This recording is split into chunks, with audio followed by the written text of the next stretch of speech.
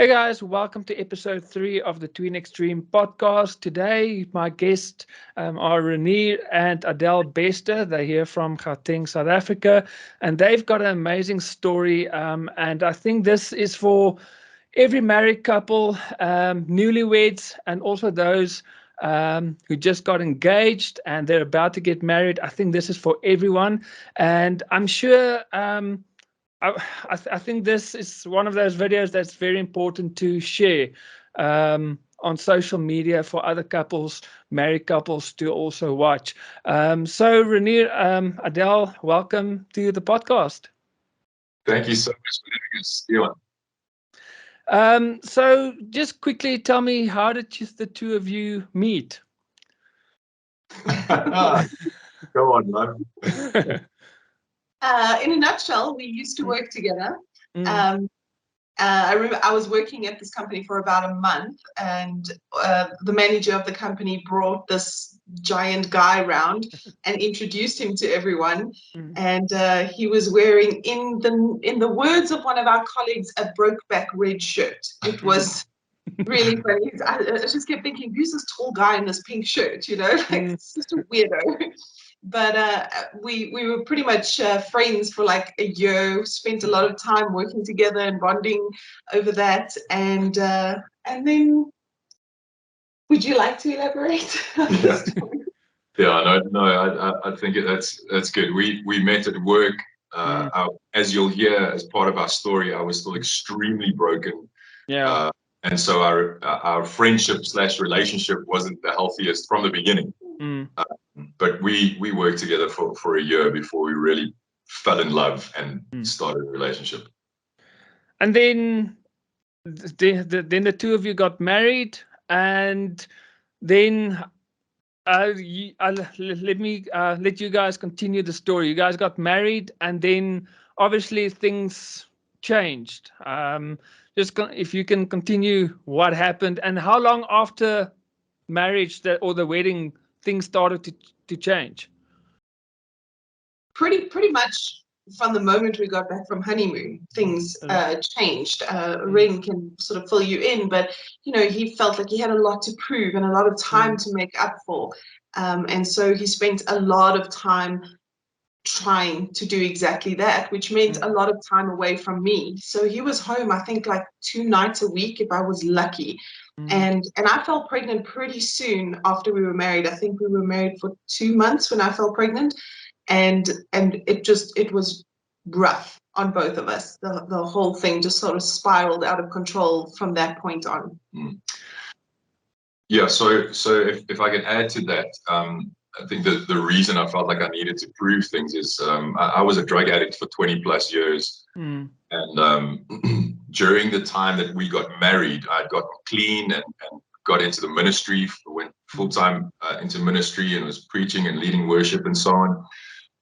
And I think as a result of the years of addiction, and I think because of the nature of how I misunderstood God and Christianity, I kind of felt like I needed to make up for that lost time. So it was quite a works-based thing. And my wife had very recently, I think you got saved like a month or two before we got married. It was a few months. I got a couple of months, yeah. June. So I'd sort of grown up in church, and I just expected her to understand. And so we got married, and I'm in ministry, and I want to do things for the kingdom of God, which sounds like the right thing to do, but my reasons were dead works, trying to earn God's love and say sorry for all the years that I messed up. So I just expected her to understand. You got to understand, we're living for the kingdom. I'm going to do stuff for Jesus, and just completely neglected her. And just, you said that you had a whole wrong perception about God. Can you just share a little bit of how you grew up and what your perception was? Because I know when I got saved, the first thing I realized was God is not who I thought he was. So that's why I'm asking you this question, because I can actually relate to you on that. Okay. Yeah, so I grew up in the church. My parents got saved before I was born. And I think a combination of the church that I grew up in was we preached grace, but the undertones were dead works. So, and the house that I grew up in, my parents are amazing. They really are. They love Jesus. They did the best they could, but we're all broken, right? Yeah. Everyone's broken. And so there was some of that sort of performance stuff that I picked up from home, and a need for affirmation. And then there was, you have to perform in order for you to really be saved. And so I had that as a foundation that I was living from, just never knowing when I was good enough, when I was okay. If I sinned, I think I need to get born again. I need to like recommit my life to Jesus, because I think I'm, one sin and you're going to go to hell. And so you just never know, never rest in the love and the grace and the forgiveness of God, and constantly trying to earn, really at the root of it, earn salvation. And so that was something that I carried with me for many, many, many years, and only recently, 2 years ago, got set free from that. And that's the climax of our story that we'll get to. Was the catalyst to that. Now, I don't want to focus too much on everything that happened during your marriage. I want to focus more on, like you just said, how you were set free, and the recovery and the healing part and everything afterwards. So if you can just summarize, the two of you, what happened during your marriage, what went wrong, and where did it end up before, like you said, 2 years ago, when you were healed? Yeah, absolutely. Do you want to go for it, Paul? So just like Ren, I also, like you said, I got saved very early, very late in life, and right before we got married. And I don't know, I think I was kind of expecting God to just fix everything, to just make me better.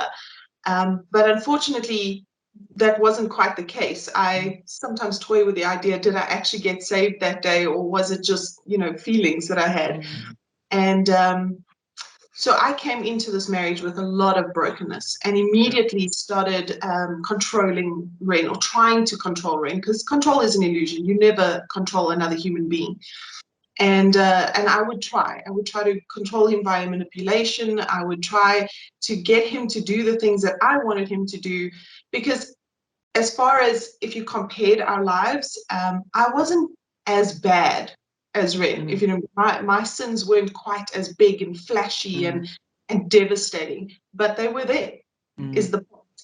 And so I felt morally superior to him, and felt like I should be telling him how to live his life, instead of allowing God to do the work in him, allowing God to grow this man's character. I decided I was going to do that. And no man ever on this planet enjoys that kind of control. And it very quickly sort of spiraled, part of being controlling like that, and part of trying to get someone to do what you want them to do, means criticizing them, constantly telling them where they're going wrong, constantly correcting them when you think that they're doing something wrong, which kind of led to Ren having a couple of affairs during our marriage. Yeah, so 3 or so years after we got married, I had the first affair with a worship leader from church. The space that Adele was in, I wasn't repentant. I was sorry that I got found out. And because I had this desperate need for affirmation, I did all the right things, or what looked like all the right things. Yes, I'm sorry. Yes, I'll give up my life. And as Adele mentioned, she was controlling. And so that control obviously went in overdrive because of what I'd done. Yeah. And so we lived in that space for around 5 years, I think. And eventually I couldn't take the control anymore. And so my breaking free from that control was relapsing on drugs and having another affair, which was in 2017. Off the back of that, I went to rehab for 6 months. But again, because it was the right thing to do. I wasn't repentant. I was sorry that I got found out. And just the worst thing in the world for someone who needs affirmation, or who's an affirmation addict is to disappoint people like that. And so, yes, whatever you say. So anyway, I go into rehab. I'm still broken. I womanize in rehab. Nothing gets fixed. And the, you know, in recovery, in drug recovery, there's a principle that says your secrets keep you sick. Biblically, to back that up, confess your sins one to another so that you may be healed. And I was just sitting in a counseling room with my counselor, and it was just me and him. And he said, all right, Ren, your secrets keep you sick. It's time to confess everything. Nothing will leave this room. And I was so ashamed and so fearful because of that need for affirmation and the performance thing that was on my life. I could not bring what I had done over my lips. Even though it was a safe place, it was one human being, I was in rehab, no one was ever going to find out. I couldn't do it. And so I left rehab as broken as what I went in. Very shortly after coming out of that rehab, I started another affair. And that was, we'll maybe share a bit about limerence, but it was a limerent affair. We'll get that word limerence in a minute. It's when you're madly in love with somebody. We'll get to it. And that lasted for 2.5 years. And besides that affair, there were multiple other short-lived affairs. I started using drugs again, and lying, and the whole story. And so in October of 2019, I don't know if you would maybe want to tell that part of the story when you gave me that ultimatum. So I'd kind of reached a point. We'd been married. Sorry, the studio. The story of the studio in the swimming pool. Is it that part? Do you want that? Yes, I think that is very important. I've got a studio, so I can just imagine. You can imagine how you must have felt when you see all your gear in the swimming pool. So if you can share that as well. Yeah, absolutely. And talk about it, I promise. He's still in therapy about that situation. Still trying to deal with it. So the affair and the relapses that led to me going into rehab in 2017, when Adele discovered that, I didn't confess it. She discovered it. My phone went into the fish pond, and she emptied the contents of my studio into the swimming pool. Guitars, bass guitars, amps, Macs, PA, cables, guitar picks, everything into the swimming pool. And so really we were the Jerry Springer show, you know. We were a nightmare. I was overcome with rage. I couldn't believe that he would do this again. Do you know what I mean? I somehow had this delusional state of mind where I was safe now because he messed up once before and I've forgiven him, so now I'm safe. Now I never going to do this again. So when it happened again, I was so overcome with rage. I wanted him to feel my pain, and I knew there was one thing he loved more than me, and that was music. So I was going to punish him through his instruments. But it didn't. I mean, when you go through something like that, there's nothing that you could do that could ever make that person feel the pain that you went through. It's you can try, and we do try. We do try because we want them to understand, and the main reason we want them to understand is so that they won't do it again. But you can't. There's nothing that you can do that will equate that pain. So there was a lot of regret when that happened. And I mean, he left. So he'd gotten finally left. So I did all of this. And then once the adrenaline wore off, I thought, oh, what have I done? I better get everything out of the pool before he sees. And I had this like scheme where I was going to load everything onto his friend's bucky and go and park it like by a squatter camp and like, you know, blame the water on rain. Oh, it must have rained. Get the stuff out of the pool because now the adrenaline had worn off, and these speakers that were so heavy to get into the pool, there was no ways I was going to get them out. So it was just the worst moment, honestly, of our marriage. I really think it's probably the worst. Well, that's that's probably not true. So then it reached that final point where you guys decided to separate. When did that happen, and why? What, I mean, you've forgiven him so many times. Was it just one too many, or how did you came to that point? So the affair that Ren started when he came out of rehab, and I'll let him explain what limerence is in a second, that we were in marriage counseling for a year trying to, and I thought things were okay. I mean, everything that he was saying was all the right things in the marriage counseling. And so I really thought that we were all right. And then he had like a bit of a breakdown, and he was just so confused about what he wanted to do. And I did the worst thing that you could ever do with somebody who's in that amount of pain and that confused about their life. And I gave him an ultimatum. I told him, you either commit to this family 100% or you pack your things and you leave. And I was horrified when he started packing his things. Yeah. Yeah, so I mean that was October 2019, and just to circle back to the limerence thing. So limerence is a kind of love. It's a deep longing to be with somebody. It's almost like addiction. You can't think straight. Nothing can stand in your way to be with that person, not your wife, not your kids, not your reputation, not your beliefs and values. Nothing can stop what you feel for that person and your desire to be with that person.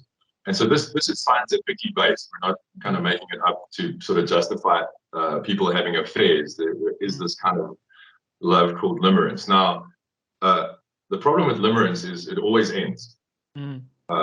Somewhere between 4 and 48 months.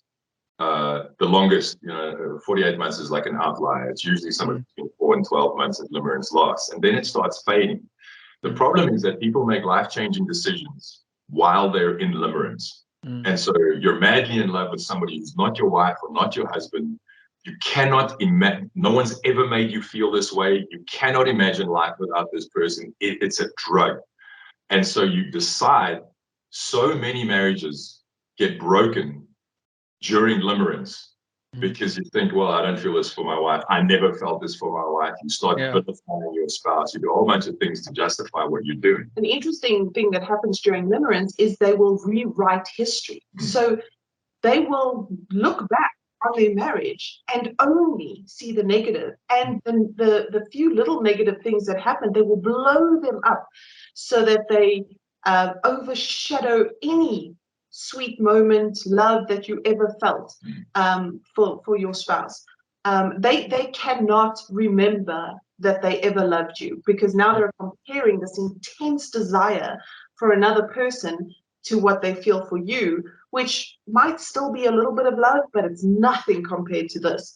And so Ren said those words to me, said, I don't love you. I never did love you, because he was comparing what he felt now to what he felt for me right now.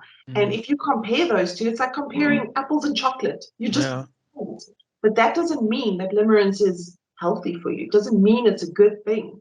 And it always ends 100% of the time. And what ends up happening from that point is people will start to count the costs. What did I give up for this person that I can now see is not all that they're cracked up to be? Because something that happens during limerence is called the halo effect, where you literally cannot see anything wrong with that person. They are just perfect from head to toe. They could chew their toenails on the couch and you think it's sweet. That's how bad, that's how insane it makes people. And once that starts to wear off, you now start to see, oh my gosh, she's just as controlling as my wife, or oh my gosh, I don't think I can stand the pitch of her voice anymore, whatever. Well, everyone's broken. Everyone's got their stuff. You're gonna have to work through the same rubbish no matter what relationship you're in. But now, like Adele said, you're counting the cost that you may have destroyed your family in the process. And your life. People give up their careers, they move to different countries for people. It's absolutely insane. And they wake up one morning and all of a sudden it hits them. What have I done? And so Marriage Helper, the company that we work for in America, teaches people how to manage through that process so that neither of you make a major life-changing decision that can alter the way things go forward forever. Because even the hurt spouse watching your spouse go through that can be so hurtful that you can make the decision to divorce. You can make the decision to go, I'm done with you. I don't want to hear that you love somebody else. But understanding that that's going to come to an end gave me the hope to hold on. So we're just going to take a quick break, and then after the break, we're going to take where God healed your marriage, and then the conversation will get a bit more happier. So just stay tuned. We'll be back just now. Do you struggle to find good, clean entertainment for your kids? Looking for Christian content your kids will actually love? Well, we have some great news. It's time to shake things up with Tween Xstream, South Africa's leading Christian platform for kids. Your kids will laugh. They will dance. They will be totally hooked. Don't you hate it when you talk to someone that is glued to their cell phones? And if you can't go to church on Sundays, then Children's World from Christian Family Church International has got you covered with new Sunday school lessons every Sunday morning. So don't get caught sleeping. There are loads of entertainment your kids will enjoy. From TV shows and animations, music videos and karaoke, virtual reality concerts, weekly devotionals, and praise and worship. All of this in one place. So buckle up and experience a whole new world of Christian kids entertainment. Don't miss out. Visit www.tweenxstream.com today to sign up. I'm on top of the world. Welcome back to this interview with Ren and Adele. And before the break, they told us a little bit more about how everything went wrong, and they're at the point where Ren left. And the two of you actually spoke about Limerence, and it actually reminded me of an old MIC song which said, "Love is not a feeling; it's an act of your will." So because that feeling, Ren, like you said, will disappear, and then it actually to love someone is more than just have feelings for that person. It actually become a choice. So now, Ren, you have left. So Adele, what made you decide, okay, I want him back, I'm going to give this another chance? Because I mean, how many times have you forgiven him, and now you're at a point that you want to take him back again? I think a lot of women will listen to this story and say, what's wrong with you? Why? And so quickly tell me, because I've watched a video that Ren sent me.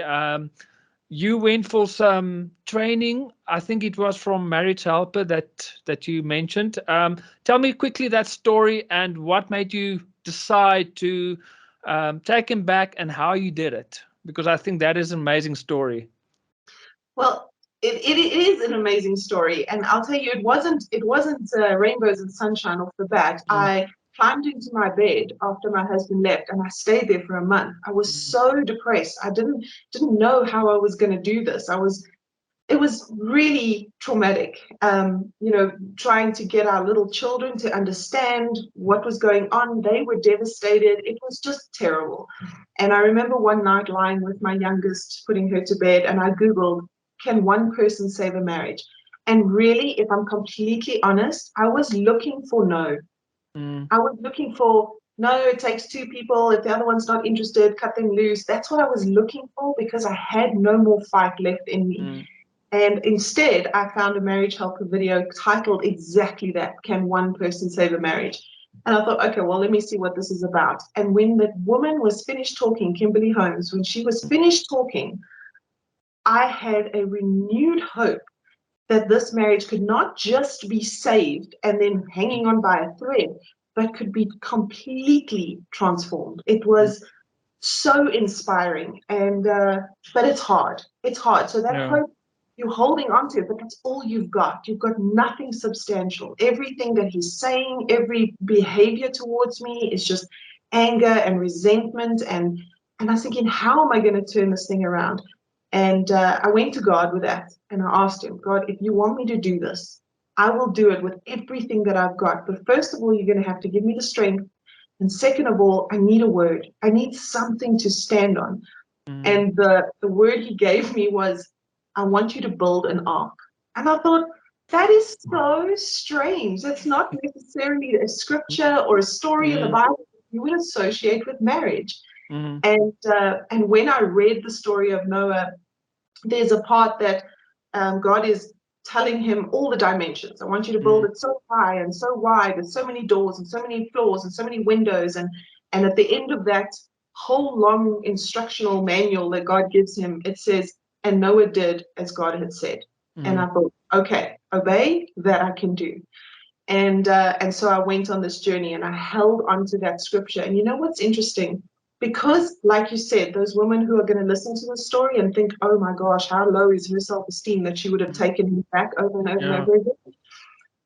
It's the complete opposite. I knew who I was, and I was so solid in my beliefs and values that one day when I get to heaven and look God in the eye, I wanted to be able to say to him, I did everything I could to save that marriage. That's if it failed.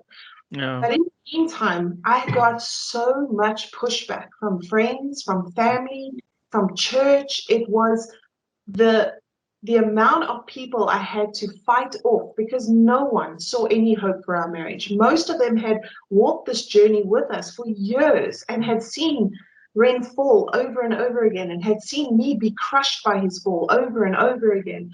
And you know, the story of Noah, when he's building the ark, everyone's telling him, you're crazy, you're stupid, what are you thinking? It's never going to happen. Like, you're delusional, you're drunk, whatever. And I got that all the time. It's never going to work. He's never going to change. Why are you even doing this? Move on with your life. People were telling me that all the time. And so more and more and more, the story of Noah started applying to this situation so deeply.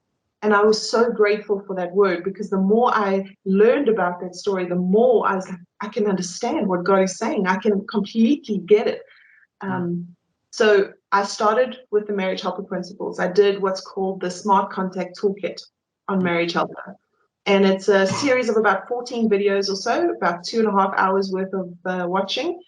And it teaches you a different way to handle this situation. Because society, every romantic comedy you watch will tell you, if a man messes up or a woman messes up, kick them to the curb. You deserve better. Move on with your life. Get somebody worthy of you. And we treat people the way we treat broken appliances. Oh, the toaster's broken. Check it out. We're getting new. That's how we treat people these days. People are not allowed to make mistakes anymore. People are discarded. And it's just so sad. And Marriage Helper teaches you a different way to handle this. That regardless of what happens with your marriage, whether you end up making it work or you get divorced, you come out the other end a better person. And I wanted that. Regardless of what was going to happen with this marriage, I wanted to become a better person, because these things have the ability to change us into angry, bitter, miserable, cynical people. And I didn't want that for my life. Or they have the opportunity to bring out the most beautiful side of you, forgiving, kind, graceful. And that's what I wanted. So those principles were amazing, and they transformed my relationships, not just with Ren, with everyone in my life. And it was becoming hard for him to leave me. Yeah, well, I remember during that time saying to my friends, you'll remember I said one of the characteristics of Limerence is vilifying your spouse, making them the villain. And I had plenty of things in my mind to vilify Adele with. And as she was applying smart contact to me, and there's another toolkit that Marriage Helper does called the Art of Attraction, where you work on yourself physically, intellectually, emotionally, and spiritually. And so essentially you just become this incredibly attractive person inside and out. And I remember saying to my friends, this is so frustrating. Like, I really want to hate this woman, but like, she's becoming amazing. So I noticed, without knowing what she was doing, I noticed the change. There's this one moment when COVID struck and you asked him to come back home. And Ren, you said you don't want to do it, but you'll do it for the kids. And then the one night you had a chat where things from watching the video, I think that is where things change. Quickly share that night, that conversation, without going into detail. Yeah, absolutely. So yes, Adele asked if I'd come and stay for the first. Remember, lockdown was going to be 21 days. Yeah. And so I agreed. Look, I had decided to end my life at the end of that month. Like, I couldn't handle the sin that I was living under, and the guilt and the shame. But I figured I'd come and hang out with my kids for 21 days. And so I think it was the morning. It was the second Saturday morning. Of lockdown. We sat outside here, and Adele said to me something along the lines of, "It feels to me like you're hiding things, like you're living in darkness, and I'm concerned for your soul." And that scripture that we were talking about earlier, confess your sins one to another so that you may be healed. She was trying to get me to do that. And I lied and tried to get out of it, and this way and that way. And eventually I just thought, like, God's cornering me. I can't go. It's a hard lockdown. I can't go anywhere. She's not leaving me alone. So I thought, maybe if I confess like 3 things that are kind of bad, but not that bad, maybe she'll leave me alone and the Holy Spirit will leave me alone and we can move on with our lives. Anyway, she didn't leave me alone, and neither did God. And I remember the moment deciding I'm now going to confess everything. And just the absolute fear. I was talking to you about my journey with the need for affirmation and then whole performance. It was just this was the worst thing I could possibly do. Yeah.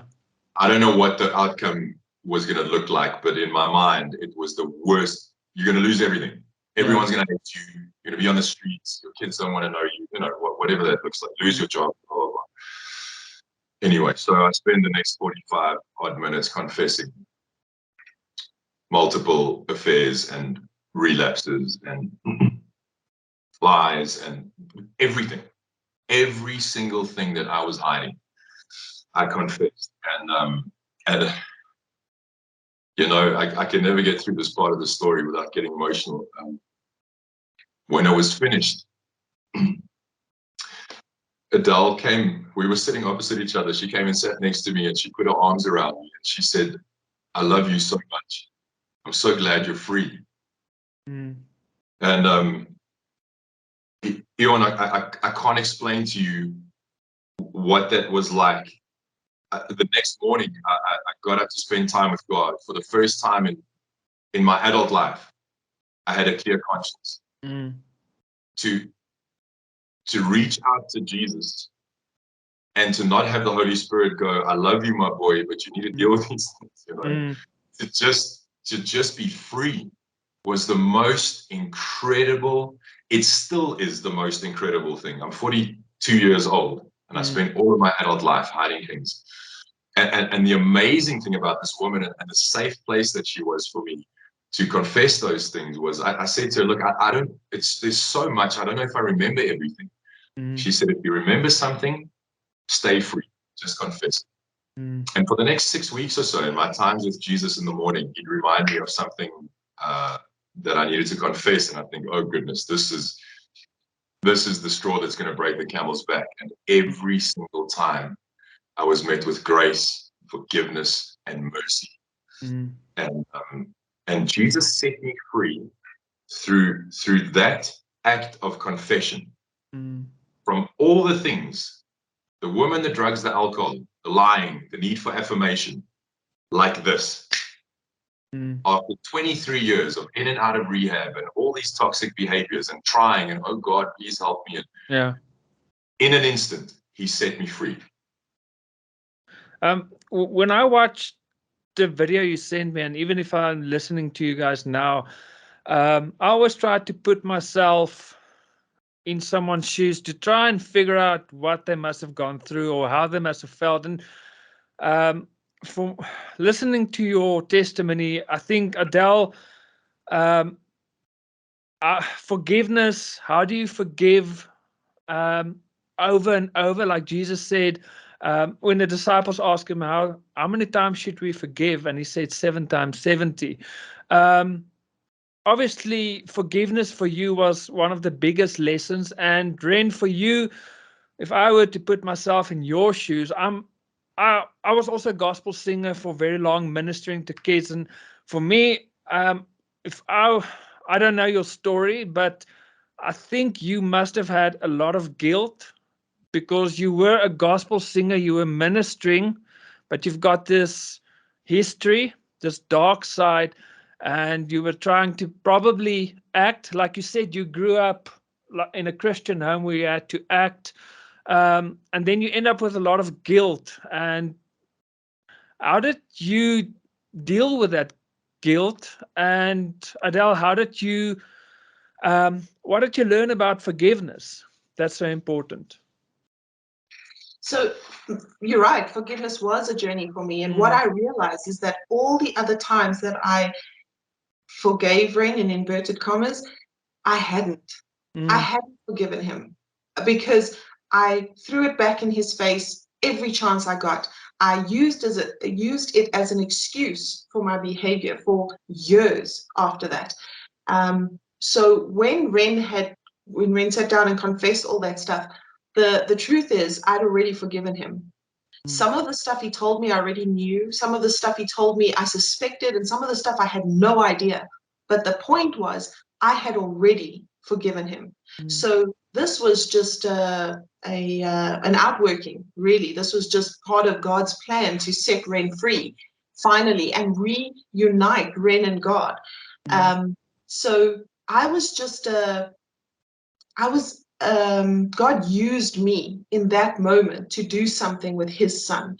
I stopped seeing Ren as a man who lay in bed at night thinking, how am I going to destroy Adele's life? And I started seeing him as God's son, who was in so much pain that he lived in this debaucherous way to just get some reprieve from his own sin, some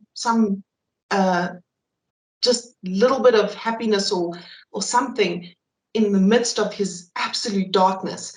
And so I didn't take his sin so personally anymore. I didn't feel like he did this stuff to me. I felt more like he's hurting himself. Do you know what I mean? But that journey came with working on myself, disassociating myself with Ren's behavior. My security doesn't come from my husband and from his behavior and how he treats me. It comes from God. My security is in God. So it doesn't matter what he does. I'm okay. And then, then Ren, how did you deal with the guilt? You know, I had never understood how to do that because I had never confessed everything. So I was always hiding something. When something big happened, like that time when the stuff went into the swimming pool, that was one thing that came out of 500 things that I was doing wrong. And so you can't experience the true freedom that Christ died for us for if you don't. You got to confess that stuff, you know. And allow him to heal you and to give you a new heart. You know, it's just part of the process. So in answer to your question, there was a bit of a journey around that, and I mean, it's absolutely rooted in spending time with Jesus. I mean, it's like every morning spending time in the Word, spending time praying. And it's so much easier because I have a clear conscience. I can, and what tells me to do something, I obey now. I don't, I'm not hiding things and, oh gosh, I can't hang out with Jesus. So how did I get over the guilt? It was washing myself with the Word. And I experienced acceptance and forgiveness from the person that I hurt. So I wasn't fighting a human telling me, I'm rubbish, how could you do that? What's wrong with you? And then trying to like build my relationship with Jesus. I had the most incredible support from it. And so that certainly was incredibly helpful. I'm saying it's the only way that it can happen, but it was certainly helpful for me. And just trusting that after all the rubbish that I'd done, I had written myself off completely. There is no ways I'm going to have a life, a ministry, a wife, kids, for God to restore that in the way that he did, I just experienced his love and his forgiveness and his grace through him and through the closest human to me on earth. And if there's couples watching this podcast and they feel their marriage is over, what advice can you give them? Are there some resources? Adele, you said you Googled and you found some great resources. What can you tell couples like that? Firstly, I can tell you there's always hope. It doesn't matter how bad things are. It doesn't matter how terribly you feel towards your spouse or how terribly you think they feel towards you. There is always hope. And this thing can not just be salvaged like a wrecked ship, but it can be completely transformed. We don't even remotely have the same marriage we did before all of this went down. Yeah. So Marriage Helper have been an absolute lifesaver. The principles that they teach are godly principles, are biblical principles. They are the same things that Jesus tried to tell us to do. When we are so overcome with emotion because we've been hurt, we tend to throw those things out of the window. The Bible clearly tells us that if we want to be forgiven by God, we have to forgive as well. That's a really scary concept, because if you're holding a grudge, if you're angry with somebody and you just won't let it go, you're keeping yourself from God's forgiveness. So there are so many videos on YouTube that you can search for under Marriage Helper and just get the journey going. You will be sucked in the best possible way. If you're going to waste time binging, do it with something that is going to build into your life. Yeah, I think just to add to that, so there are a plethora of resources on the Marriage Helper website. So you go to marriagehelper.com. There are toolkits, there are courses. They have coaches, marriage coaches. My wife is an incredible marriage coach. You can get to her through the Marriage Helper website. And then really the flagship Marriage Helper product is the weekend workshop. I work on those as a breakout leader. That workshop was started in the late 90s and has a 77% success rate. 77%. I watch people in my group. I hear everything from, I don't want to be here, I'm just here because she said she'd sign the divorce papers if I come, to I am living with my affair partner, we just want to know how to co-parent better, and everything in between. And I watch those people physically move together over the course of a weekend.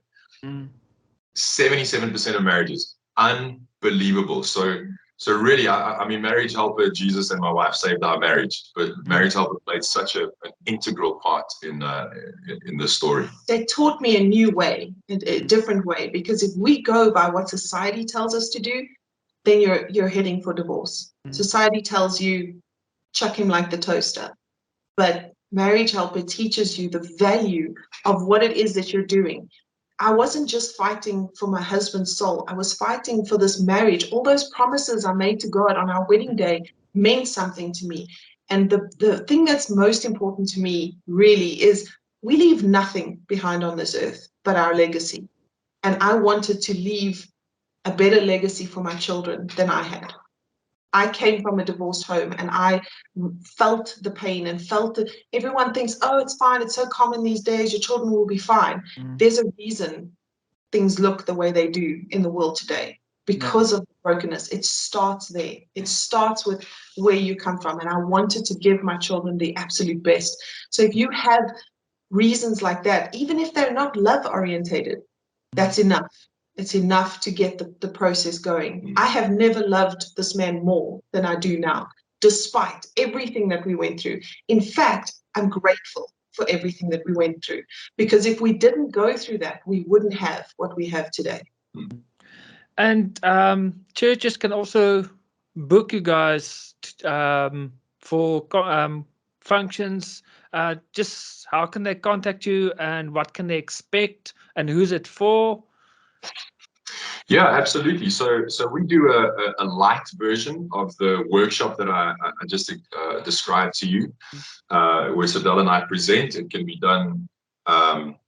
We can either just come and share our testimony, or we can do this light version of the workshop, which takes a day and a half.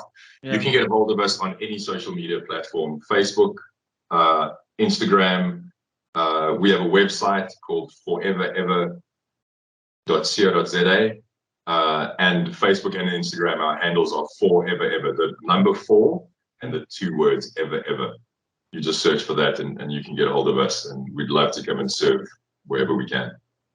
And a quick question for both of you that I want you to answer. If you can give one word of advice for yourself the day before your wedding, what would it be? Buckle up. One word of advice that you know now that you wish you knew back then. I think for me, it would have been to not focus so much on Ren, because my whole life and identity became about him and what he did wrong. And I would have moved so much quicker to the place where I am today had I focused on myself. Had I become the best version of myself earlier on, I think possibly, I mean, I don't know if it would have changed anything, but God has a journey for us, and that was obviously the one he put us through. But focus on yourself. What can you do to become better? Because the bottom line is you can't control anyone else. Mm. And Ren, you? So, yours is better than mine. Serving changes everything. It takes the focus off yourself. It takes the focus of what I want and what I need. And oh my goodness, my needs aren't being fulfilled. Jesus said, I came to the earth to serve, not to be served. The satisfaction, the fulfillment, the blessing found in giving your life away is absolutely priceless. That's what I would have said to myself. And then I want to end off with this. Your kids, how did everything affected them before and now? Funny you ask, because not many people do. Not many people think about it. But these little children went through the same trauma. And I have a son from a previous relationship from before I met Ren, who is turning 20 this year. And when I decided to stand for my marriage, he did not like it. He was not on board with it at all. And it was really difficult, because I had to make him see that I was going to do this despite what he thought, because unfortunately I'm the one who has to live with the consequences.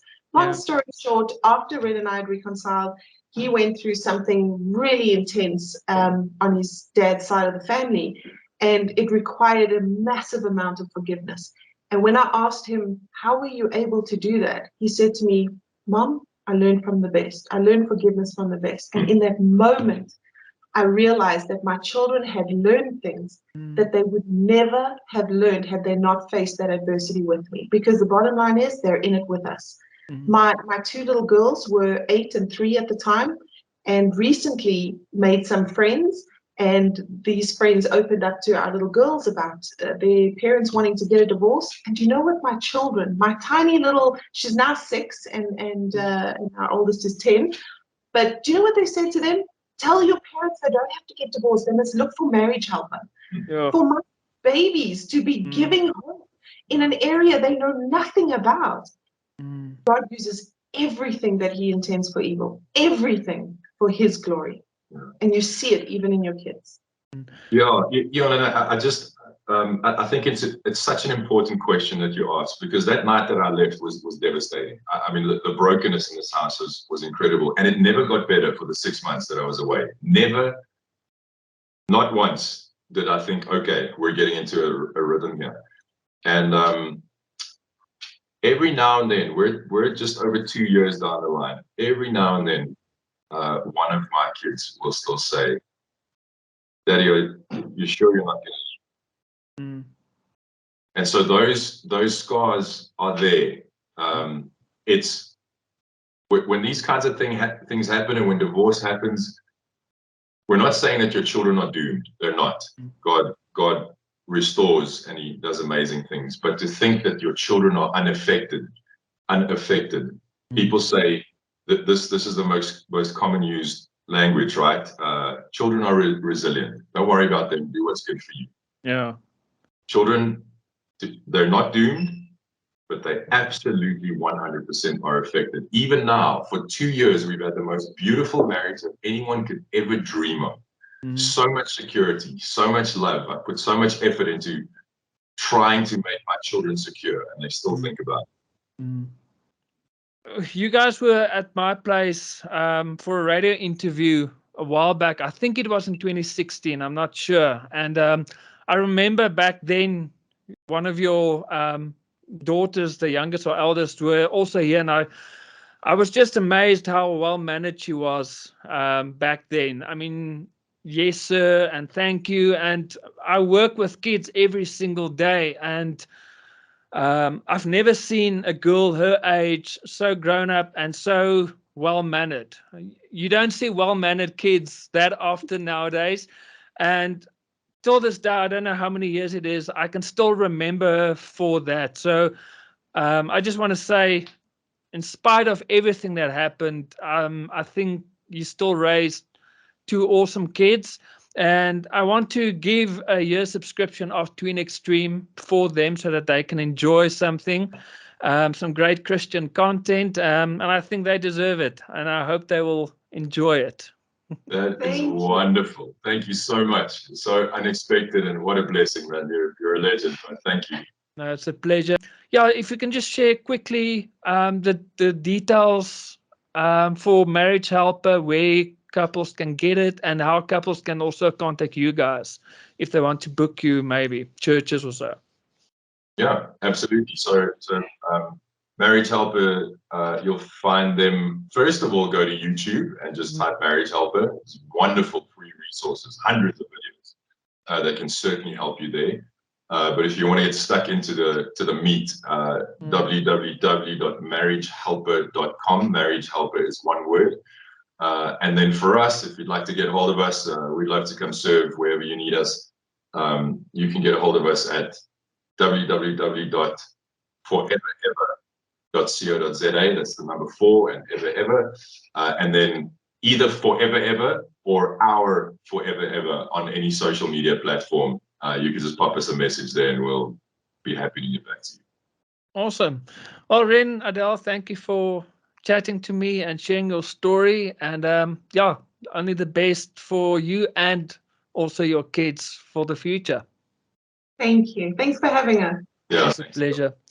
So guys, thank you for watching. If you really enjoyed this video, make sure you share it on social media with other people that you think might need to watch it, and also feel free to go and check out Marriage Helper on YouTube and the website, and also contact Ren and Adele if you want them to come serve at your church or any event.